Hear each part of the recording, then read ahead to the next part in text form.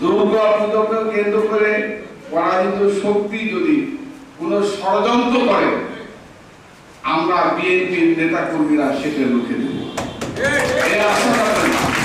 কারণ আমরা বিশ্বাস করি, যখনই কোনো আপনাদের পূজা আসে, দুর্গা পূজা বলেন আর সরস্বতী পূজা বলেন, এই পূজা যখনই আসে তখনই কিন্তু এটা প্রভাবটা করার চেষ্টা করতে। আমি আপনাদেরকে এইটুকু বলতে চাই, ষড়যন্ত্র এবং চক্রান্ত রুখতে আমরা বিএনপির নেতা কর্মীরা সংখ্যালঘু সম্প্রদায়ের পাশে আপনাদেরকে আমি আশ্বস্ত করছি। আমাদের নেতা তারেক রহমান সাহেব বলেছেন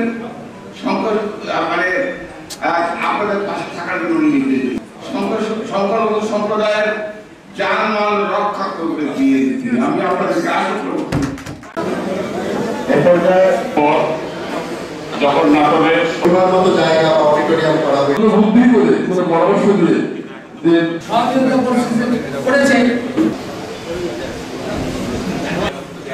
আমাদের পৌর এলাকায় আমাদের যে 9টা মানে নিয়ে নেওয়ার পরও আমাকে আমরা সংখ্যালঘু বিশেষ কিছু বলতে চাই না, তাদের কথাই